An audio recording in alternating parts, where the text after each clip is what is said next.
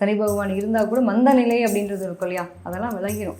எவ்வளோ நாள் பிரச்சனைங்க, எனக்குலாம் வந்து இது ஒரு முடிவே தெரியலன்றவங்களுக்கு இப்போ இந்த காலகட்டம் வந்து எதெல்லாம் ஆசைப்படுறாங்களோ அத்தனையும் நிறைவேறக்கூடிய காலமே குருவினுடைய பார்வை பரிபூர்ணமாக கிடைக்கிறது. குரு சனி இணைவு அப்படின்னாலே ஒரு சுயம்புன்னு சொல்லுவோம். என் வாழ்க்கையில் நான் நிறைய கஷ்டப்பட்டு வந்தேன், ஆனால் எனக்குன்னு ஒரு அடையாளத்தை நான் கெத்தை உருவாக்கி இந்த காலை விட்டு போகிறேன்ற ஒரு கெத்து இருக்கும் இல்லையா, அது மாதிரி இந்த டைமில் ஒரு நமக்குள்ளேயே ஒரு மன மகிழ்ச்சி, ஒரு சந்தோஷம். எந்த கடவுள் வழிபாடு எடுத்துக்கிட்டால் சிறந்ததாக இருக்கும்? குலதெய்வ வழிபாடு அப்படிங்கிறது ரொம்ப மஸ்ட்டு. ஆகாய லிங்கம்னு சொல்லுவோம் பார்த்தீங்களா, அதாவது கூரை இல்லா தெய்வங்கள் அப்படின்னு சொல்லுவாங்க. ஆமாம், அதே மாதிரி முடிஞ்ச வரைக்கும் ஜீவ சமாதிகள்.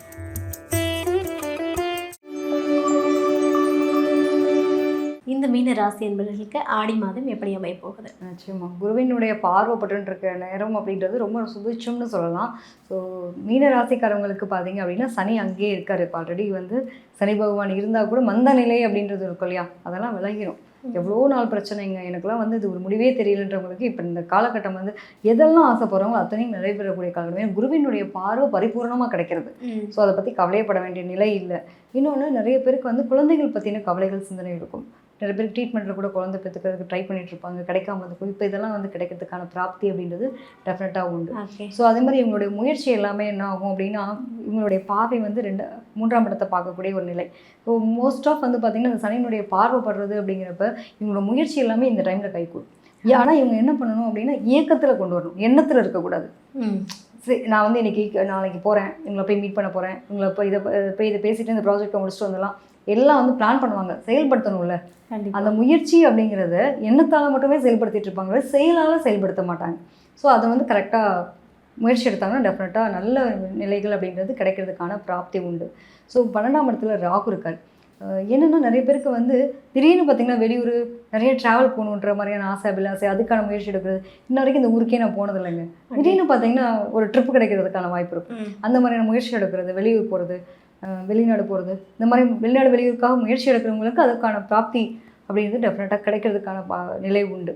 அதே மாதிரி இவங்களை பொறுத்த வரைக்கும் என்னென்னா விரயம், எதில் விரயம் பண்ணுவாங்க அப்படின்னா தேவையில்லாத நம்பிக்கை சார்ந்த விஷயங்களுக்குள்ளே இவங்க போகக்கூடாது.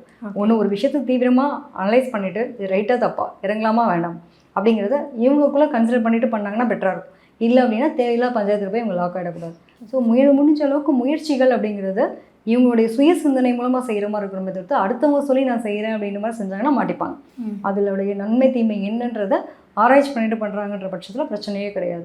அதே மாதிரி ஒரு சுயம்பு அடையாளம்னு சொல்லுவோம் இல்லையா, பொதுவாக வந்து நாங்கள் சொல்லுவோம் இந்த குரு சனி இணைவு அப்படின்னாலே ஒரு சுயம்புன்னு சொல்லுவோம். இத்தனை நாள் எனக்கு யாருமே எனக்கு வழிகாட்டலை, என் வாழ்க்கையில் நான் நிறைய கஷ்டப்பட்டு வந்தேன், ஆனால் எனக்குன்னு ஒரு அடையாளத்தை நான் கெத்தை உருவாக்கி இந்த காலை விட்டு போகிறேன்ற ஒரு கெத்து இருக்கும் இல்லையா, அது மாதிரி இந்த டைமில் ஒரு நமக்குள்ளேயே ஒரு மன மகிழ்ச்சி, ஒரு சந்தோஷம். ஏன்னா நான் உருவாகியிருக்கேன், எனக்குன்னு ஒரு போஸ்டிங் கொடுத்துருக்கு, எனக்குன்னு ஒரு நிலைப்பாடை நான் உருவாக்கியிருக்கேன், ஒரு பிஸ்னஸ் பண்ணிகிட்ருக்கேன், அதில் ஆண்டர்ப்ரனராக நான் வந்து இன்றைக்கி ரொம்ப ப்ரௌடாக சொல்கிற மாதிரி உண்மையான ஆண்டர்ப்ரனர்னு நான் சொல்கிற அளவுக்கு நான் நிற்கிறேன். இத்தனை நாள் எங்கள் வீட்டில் என்னை நம்பலை, எதுவுமே பண்ணலை, தூக்கி தூர போட்டாங்க. ஆனால் நான் வந்து உருவாகியிருக்கேன், எனக்கு கீழே 10 பேர் வேலை பார்க்குறாங்கன்றப்ப நான் எவ்வளோ பெருமையாக நான் பார்க்குற மாதிரி என்னுடைய, அதாவது செலிப்ரேட் மை செல்ஃப்னு சொல்லுவாங்க இல்லையா, அது மாதிரியான ஒரு டைம் பீரியடாக மீன ராசிக்கு இருக்க போகுது. ஸோ ஓவராலாக பார்க்கும்போது பார்த்திங்கன்னா என்னென்னா பணம் கொடுக்கல் வாங்கல் சம்மந்தப்பட்டோம். ஏன்னா 6ஆம் இடம் வந்து காலச்சக்கரத்துக்கு 5ஆம் ஆகும். நிறைய பேர் குழந்தைகள் விஷயத்தில் கவனமாக, குழந்தைகளுக்கு அடிப்படாமல் பார்த்துக்கணும். ஸோ இவங்களுடைய உடல் ஆரோக்கியம் சார்ந்த விஷயங்களையும் கொஞ்சம் கவனமாக இருக்கணும். யாராவது நம்பி ஃப்ரெண்ட்ஸு இந்த மாதிரி நிலைகளில் அவங்களுக்காக பொருளாதாரம் சார்ந்த விஷயங்களை உதவி பண்ண போய் ஊத்துறதுக்கு காயம் கட்டிக்கூடாது. அதில் மட்டும் கரெக்டாக இருந்தால் போதுமானது. மற்றபடிலாம் எதுவும் பெரிய பிரச்சனைன்ற அளவுக்கு இல்லை. நிறைய பேருக்கு அவங்களுடைய ஒன்று நாலேஜ் சார்ந்த விஷயங்கள், அவங்களுடைய நாலேஜை இம்ப்ரூவ்மெண்ட் பண்ணுறதுக்கான ஏதாவது எஃபோர்ட், படிக்கிறது. இப்போ நான் வந்து படிச்சுட்டேன், இப்போ ஒரு ஆஃபீஸில் ஒர்க் பண்ணிகிட்ருக்கேன், ஆனால் எனக்கு இந்த போஸ்டிங்க்கும் நான் அப்படியே என்றைக்கு அரைச்சிட்டு இருக்குது, அடுத்த கட்டமாக நகர வேணாம் அப்படிங்கிற மாதிரி ஒரு முயற்சி எடுப்பாங்க. அந்த முயற்சி எடுத்துகிட்டு அதுலேயும் சில தடைகள் வரும். அந்த தடைகளெல்லாம் அவங்க கண்டுக்காமல் அடுத்தடுத்த கட்டத்துக்கு அவங்க நகர்த்துறதுக்கு அவங்களுடைய எஃபோர்ட், அதாவது டிஸ்ட்ராக்ஷன்ஸ் நிறையா வருங்க. மனசு இதை பண்ணிவிடுவோமா, அதை ஒரு ஆற்றுல ஒரு கால் சேத்துல ஒரு கால் சொல்லுவாங்களே, இந்த டைம் பீரியடில் இங்கிட்டும் நிற்க முடியாமல் அங்கிட்டும் நிற்க முடியாமல் மனம் வந்து நிறைய தடுமாறக்கூடிய ஒரு காலகட்டம். ஸோ மனசு தெளிவு பண்ணாங்கனாலே இவங்களுடைய நிலைப்பாடுகள் ரொம்ப நல்லாயிருக்கும். நிச்சயமாக இவங்களை பொறுத்த வரைக்கும் பார்த்திங்க அப்படின்னா இந்த 5ஆம் இடத்துல வந்து ஆல்ரெடி குருவினுடைய பார்வை படுறது ரொம்ப சூப்பர் தான். அரசு சம்மந்தப்பட்ட விஷயங்களில் காத்திருப்புகள் இருக்குது. எனக்கு வந்து ஒரு பிரச்சனை முடியணும், ஒரு வேலைக்காக நான் காத்துட்ருக்கேன், கவர்மெண்ட் எக்ஸாம்ஸ் எழுதிட்டேன், கண்டிப்பாக அதுக்காக எனக்கு கவர்மெண்ட் வேலைக்கு தாங்க போகணும்னு ஆசைப்பட்டுட்ருக்கேன், நான் சுயமாக தான் தொழில் பண்ணணுன்றதுக்காக ஒரு லோனுக்காக நான் வெயிட் பண்ணிகிட்ருக்கேன், எல்லாமே ஒரு பிராப்தின்னு சொல்லலாம்.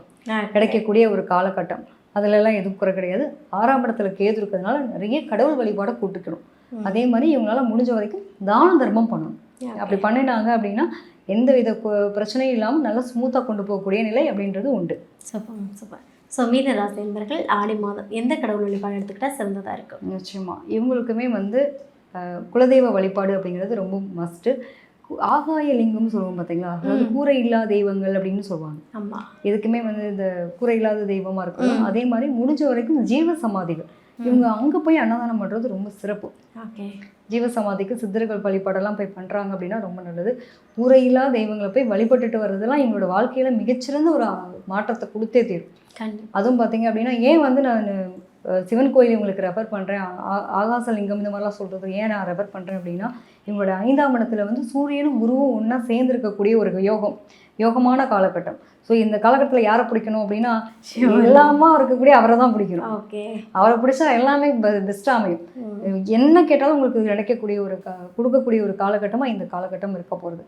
அது மட்டும் இல்லாமல் இவங்களால முடிஞ்ச இந்த ஆடி மாதத்தில் சுமங்கலி பெண்களுக்கு பர்டிகுலராக இவங்களுக்கு வந்து கல்யாணம் ஆகாமல் ஃபீல் பண்ணுவாங்க, எனக்கு கல்யாணம் ஆகணுன்றதுக்காக வருவாங்க இல்லையா, வேண்டுதல் வச்சுட்டு அந்த கோயிலுக்கு வர்றவங்க சில பேர் சுமங்கலி பெண்களாக இருக்கும். உங்களால் முடிஞ்ச ஒரு தாம்பூலம் சொல்லுவாங்க இல்லையா, அதை வளையல் வச்சு தேங்காய் பழம், தேங்காய்ன்றது கூட இல்லை, வெறும் பழம் வெத்தலைப்பாக்கு பூ வச்சு இவங்களால் முடிஞ்ச ஒரு ப்ளவுஸ் துணி அங்கே வர்ற பெண்களுக்கு ஒரு குறிப்பிட்ட எண்ணிக்கையில் 5, 9, 7 இந்த மாதிரியான ஒரு எண்ணிக்கையில் கொடுக்குறாங்க அப்படின்னா ரொம்ப நல்லதுங்க.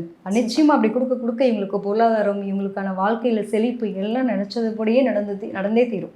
சூப்பர். ஆடி மாதம் மீனராசி என்பவர்களுக்கு நினச்சதெல்லாம் நடந்தே தீரும் அப்படின்னு ஒரு அற்புதமான ப்ரெடிக்ஷன் கொடுத்துருக்கீங்க மேம். சூப்பர். பொதுவாக வந்து ஆடி மாதம் அப்படின்னாலே ரொம்ப விமர்சையாக அதுவும் பார்த்தீங்கன்னா தமிழ்நாட்டு சைட்லலாம் ரொம்ப, அதுவும் சவுத் சைட் பார்த்தீங்க அப்படின்னா ரொம்ப விமர்சையாக கொண்டாடக்கூடிய ஒரு நாளாகவே வந்து இந்த மாதத்துக்காக வெயிட் பண்ணுவாங்க, எப்படா இந்த மாதம் வரும் அப்படின்ற மாதிரி. ஸோ வந்து இந்த ஆடி திருவிழாக்கள் அப்படின்னாலே ஏகப்பட்ட அதுவும் பார்த்தீங்க அப்படின்னா அம்மனுக்கான திருவிழாக்கள் நடக்கக்கூடிய ஒரு அமைப்பு. நீங்கள் சொன்ன மாதிரி கடகத்துக்கு வர டைம் பீரியடை தான் நம்ம வந்து ஆடி மாதம்னு எடுத்துப்போம். தமிழ் மாதத்தில் ஆடி மாதத்தில் பிறந்த குழந்தைங்களுக்குலாம் பார்த்தீங்க அப்படின்னா கடகத்தில் தான் சூரியன் இருப்பார்.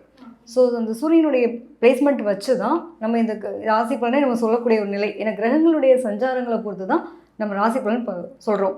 அதுலேயும் பர்டிகுலராக இந்த மாதம் வந்து ரொம்ப நிறைய விஷயங்கள், நல்ல விஷயங்கள் நடக்கிறதுக்கான ஒரு மாதமாகவும் இருக்குது. ஆடி மாதம் வந்து என்ன சொல்லுவாங்க அப்படின்னா காத்தடிக்கும் பயங்கரமாக இருக்கும் இல்லையா, நிறைய வியாதிகள் சம்மந்தப்பட்ட விஷயங்கள்லாம் குணமாகணும். உடம்புல வந்து நீர்ச்சத்து குறைபாடு வரும், நிறைய பேருக்கு உடல் உஷ்ணம்னால வரக்கூடிய தொந்தரவுகள் இருக்கும். அதுக்காக தான் நம்ம என்ன பண்ணுவோம் அப்படின்னா தாயார்கிட்ட போய் வேண்டி அம்பாள் கிட்ட எங்களுக்கு வந்து உடல் உபாதைகள் எல்லாம் இல்லாமல் நிறைய பாருங்களேன் நீர்மோர் கொடுப்பாங்க, கூழ் காய்ச்சி கொடுப்பாங்க.